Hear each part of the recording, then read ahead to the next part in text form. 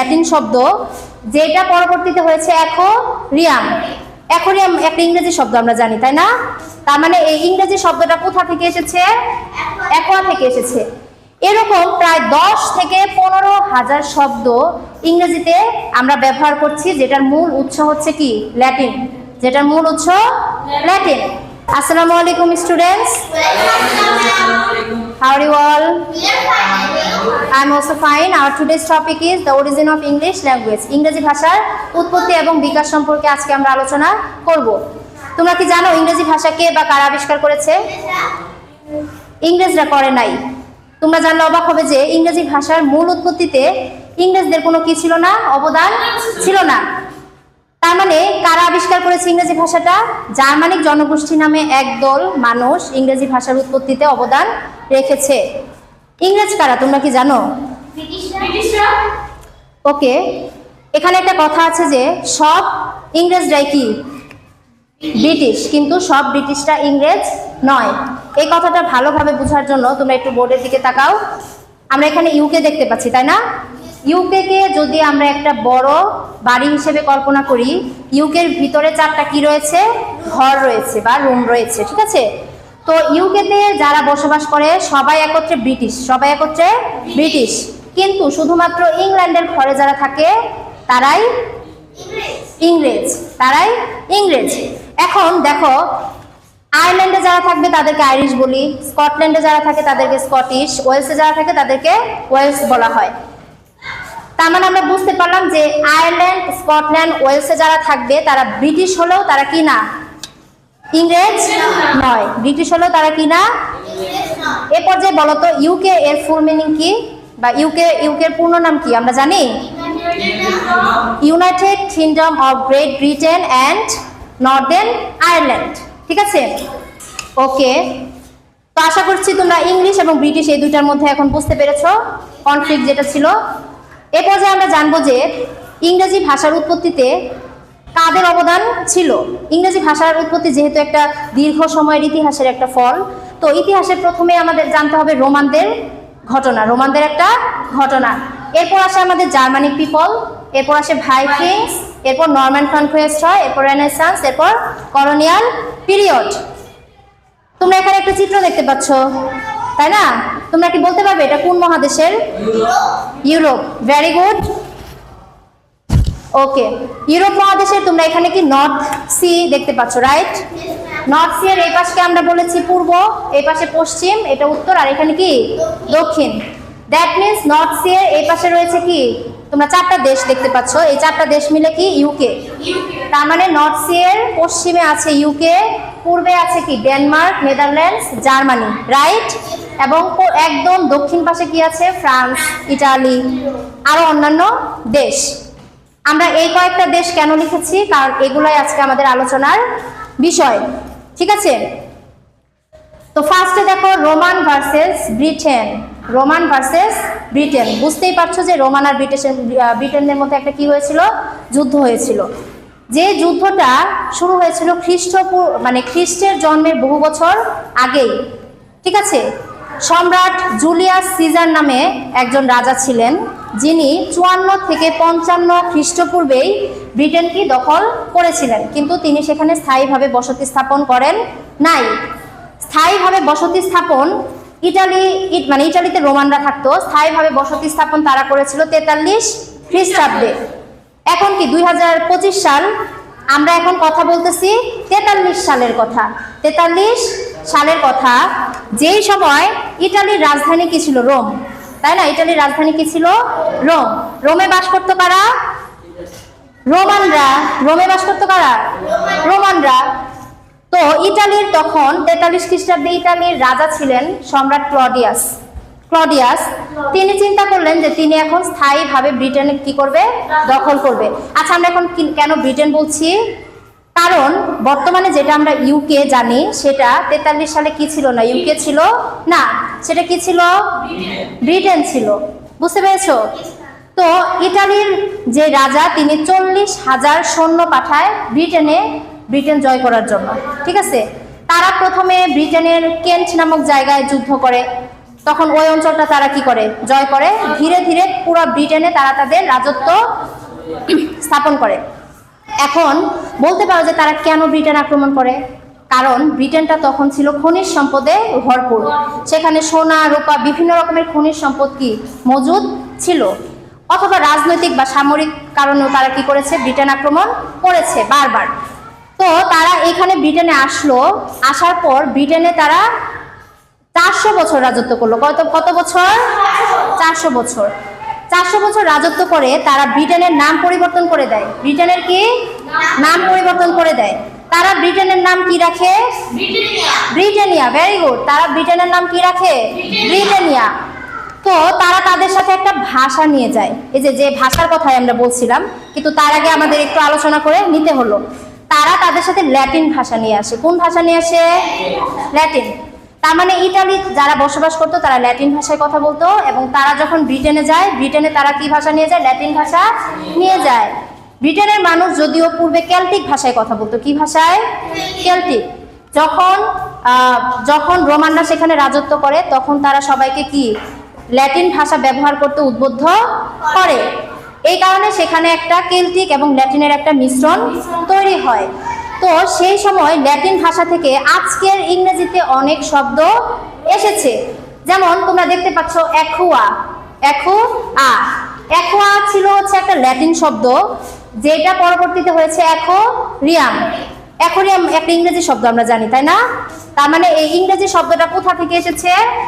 Aqua থেকে এসেছে।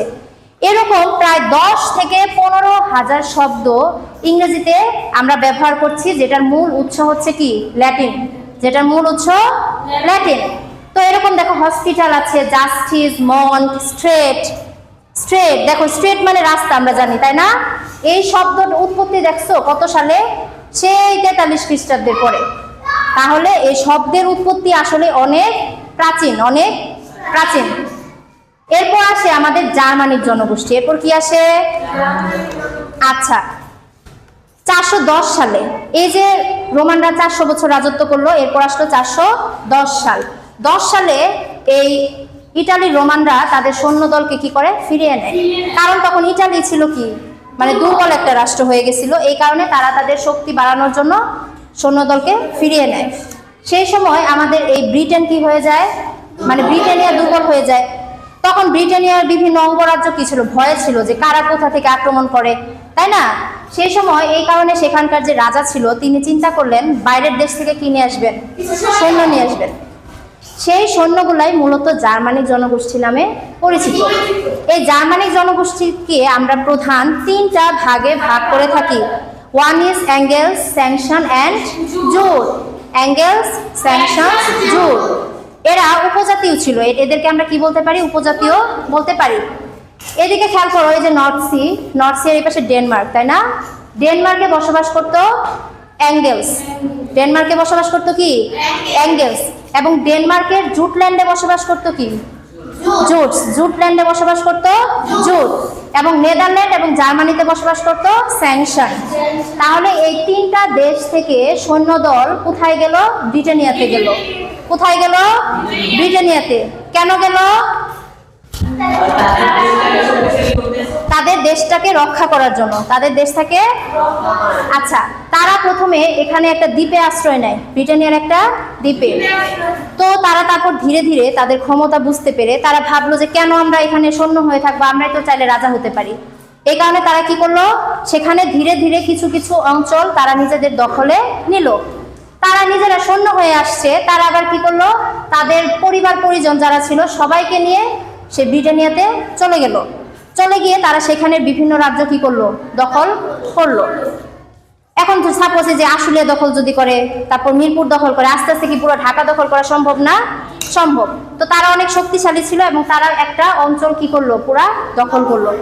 এইখানে যে অতীতে কেল্টিক জাতি বাস করতো, আমরা বলেছিলাম কেল্টিক জাতি বাস করতো, তাদেরকে তারা সরায়ে কোথায় পাঠাইলো? ওয়েলসে পাঠাইলো। বর্তমানে যেটাকে আমরা ওয়েলস নামে চিনি, ঠিক আছে? ওয়েলসে পাঠানোর পর তারা এই যে জায়গাটা, সেটার নাম দিল ইংল্যান্ড। ইংল্যান্ড কথাটার মানে হচ্ছে মানে অ্যাংলোদের যেই জায়গা, অ্যাঙ্গেল থেকে কি আসছে? ইংল্যান্ড আসছে। ওই যে অ্যাঙ্গেল, আমাদের যে সৈন্য ছিল অ্যাঙ্গেলস থেকে কি আসছে? ইংল্যান্ডের নামকরণ হয়। তোমরা বুঝতে পেরেছো যে ইংল্যান্ডের নামটা কিভাবে আসলো? তার মানে ফার্স্টে আমাদের এটা ছিল ব্রিটেন, তারপর হলো ব্রিটানিয়া, তারপর আমরা ইংল্যান্ড রাজ্যটা গঠিত হলো। ঠিক আছে, ওকে। এখন যখন জার্মানিক জনগোষ্ঠী এখানে আসলো, তারা তাদের সাথে বিভিন্ন বিভিন্ন ভাষা নিয়ে আসলো। অ্যাঙ্গেলসরা এক ভাষায় কথা বলতো, স্যাংশন এক ভাষায় কথা বলতো, জুরস এক ভাষায় কথা বলতো। তারা তাদের একটা ভাষা, নতুন একটা ভাষা নিয়ে আসলো। কি করলো? এই নতুন ভাষাটাকে বলা হয় জার্মানিক ল্যাঙ্গুয়েজ। Germanic language. আজকে আমরা যে ইংরেজিতে কথা বলি, সেখানে প্রায় 45 থেকে 50,000 শব্দের মূল উৎস হচ্ছে কি? Germanic language. তোমরা বুঝতে পারছো যে আসলে কিভাবে আসলো? দেখো জার্মানিক ল্যাঙ্গুয়েজে দেখো হাউস, আমরা যেটাকে কি বলি? House, father, mother, night, day, drink, এরকম আরো বহু শব্দ ইংরেজিতে এসেছে। এখন বলতে পারো যে ম্যাম, এখন যে আমরা মাদার বলি তখনও কি মাদারই বলতো? আমরা যেটা ফাদার বলি এটা কি ফাদারই বলতো? অবশ্যই না। তারা তাদের ভঙ্গিতে বলতো। তারা সেটাকে বলতো ফেইডার। কি বলতো? ফেইডার, যেটাকে আমরা এখন পরিমার্জিত হয়ে কি হয়েছে? ফাদার হয়েছে। পরিমার্জিত কথাটার মানে বুঝো তোমরা? আচ্ছা, বিষয়টা হচ্ছে দেখো, আমরা বাংলার একটা উদাহরণ দেই। আমরা বাংলাতে হাত বলি না, এটার আগে পূর্ব নাম কি ছিল? হস্ত। আমরা চাঁদ বলি, চাঁদের পূর্ব নাম চন্দ্র ছিল, চদ্র ছিল নাকি? আস্তে আস্তে শব্দ কি পরিমার্জিত হয়েছে, হয়ে কি মানে আজকের এই ভাষায় মানে রূপ ধারণ করেছে। ঠিক একইভাবে ফেইডার ছিল, সেটা হয়ে গেছে কি? ফাদার। কিন্তু যদি ফেইডারই না থাকতো আমরা কি ফাদার পাইতাম? পাইতাম না। তার মানে জার্মানিক জনগোষ্ঠীর একটা বড় অবদান রয়েছে ইংরেজির আজকের ডিকশনারিতে, তাই না? বুঝতে পেরেছো? এরপর আসে আমাদের ভাইকিংস। এই ব্রিটানিয়াতে পরে কি আসে? ভাইকিংস আসে। ভাইকিংসটা মূলত ইংল্যান্ডে আসে। কোথায়? ইংল্যান্ডের সাথে তাদের একটা যুদ্ধ হয়। তারা কি করে? ইংল্যান্ডে এসে তাদের বসতি স্থাপন করে। ভাইকিংসের সম্পর্কে অনেক মুভি আছে, তাই না? মুভি আছে। এই ভাইকিংসটা মূলত কি ছিল? দস্যু ছিল বা উপজাতি বলতে পারি। তারা কি করতো? বিভিন্ন জায়গায় আক্রমণ চালাতো। তারা কি করলো? ইংল্যান্ড দখল করলো। কি করলো? তারা তাদের সাথে কি ভাষা নিয়ে আসলো? Old Norse. তার মানে ইংল্যান্ডের মানুষ তো অলরেডি সেখানে কি ভাষায় কথা বলতো? জার্মানিক ভাষায়। সেখানে মিক্সড হলো কি? ওল্ড নর্স মিক্সড হলো, তাই না? এখন ওল্ড নর্স মিক্সড হওয়ার পর নতুন একটা ভাষা তৈরি হলো, তাই না? নতুন একটা ভাষা তৈরি হলো। তো তখন এই ভাষার দুইটা স্তরে ভাগ হলো। একটা হচ্ছে উচ্চ জার্মানিক ভাষা, আর একটা কি? নিম্ন জার্মানিক ভাষা। উচ্চ জার্মানিক বলতে বোঝাচ্ছি যারা উঁচু শ্রেণীর মানুষ ছিল তারা কি ভাষায় কথা বলতো? উচ্চ জার্মানিক ভাষায় কথা বলতো। আর নিম্ন শ্রেণীর মানুষ যারা ছিল তারা সেই আগের কেল্টিক ভাষায় কথা বলতো। সেই প্রাচীন কেল্টিক ভাষায় তারা কি করতো? কথা বলতো। ইভেন কেল্টিক ভাষার সাথে ল্যাটিন ভাষার একটা মিশ্রণ ছিল, সেই ভাষায় তারা কি করতো? কথা বলতো। আচ্ছা, তো এই যে আমাদের জার্মানিক জনগোষ্ঠী এবং ভাইকিংস, এই সময়কালটাকে ওল্ড ইংলিশ পিরিয়ড বলা হয়। আমরা গত ভিডিওতে আলোচনা করেছি, এটাই হচ্ছে ওল্ড ইংলিশ পিরিয়ড। মানে ইংরেজির একদম প্রাচীন যে সময়কালটা, সেটাই হচ্ছে ওল্ড ইংলিশ পিরিয়ড। এরপর হয় নরমান কনকুয়েস্ট। নরমান, এটা একটা যুদ্ধ, এটা একটা বড় যুদ্ধ, যেখানে তোমার হচ্ছে নরমান কনকুয়েস্টটা হয়েছিল 1066 সালে। 1066 সালে তখন আমাদের এই ব্রিটেনের রাজার কোনো পুত্র ছিল না। কি ছিল না? পুত্র ছিল না। সে কি করলো? এই যে তোমার মানে উইলিয়াম দ্য কনকরারকে কি করেছিল? প্রমিস করেছিল যে তাকে সেখানকার রাজা বানাবে। বুঝছো? কিন্তু সেখানকার যে মানুষ ছিল তারা এটা চাইতো না। এই কারণে উইলিয়াম দ্য কনকরারের যুদ্ধ করে ব্রিটেন কি করতে হয়েছে? দখল করতে হয়েছে। ঠিক আছে? তো যখন উইলিয়াম দ্য কনকরার ব্রিটেনে আসলো, তখন সে তাদের সাথে একটা কি নিয়ে আসলো? ভাষা নিয়ে আসলো। সে তাদের সাথে একটা কি ভাষা নিয়ে আসলো? ফ্রেঞ্চ। কি ভাষা নিয়ে আসলো? ফ্রেঞ্চ। তার মানে দেখছো ইংরেজি ভাষার মধ্যে কতগুলা ভাষা রয়েছে। ফার্স্টে কি আসছিল? রোমানরা। কি ভাষা নিয়ে আসছিল? তারপর কে আসলো? তাদের সাথে জার্মানিক ভাষা নিয়ে আসলো। এরপর আসলো ভাইকিংস, ওল্ড নর্স ভাষা নিয়ে আসলো। এরপর আসলো কি উইলিয়াম দ্য কনকরার, তিনি ফ্রান্সের লোক ছিলেন, এই কারণে তিনি ফ্রেঞ্চ ভাষা নিয়ে আসছেন। কি ভাষা? ফ্রেঞ্চ। স্বাভাবিকভাবে ধরো এখন যদি আমাদের বাংলাদেশটা অন্য কোনো দেশ কি করে দখল করে নেয় বা যুদ্ধ করে যদি জয় করে নেয়, তখন তারা চাইবে কি আমরা তাদের ভাষায় কথা বলি, তাই না? তখন কি আমাদের বাংলা ভাষা তারা চাইবে যে আমরা বাংলা ভাষায় কথা বলি? তখন অবশ্যই ধীরে ধীরে সেই ভাষাটা আমাদের মধ্যে কি ঢুকে যাবে। ঠিক একই রকম ভাবে তোমার এই যে ভাষাগুলোর মিশ্রণ, এই ভাষাগুলোর মিশ্রণের ফলে কি তৈরি হয়েছে? ইংরেজি ভাষার তৈরি হয়েছে।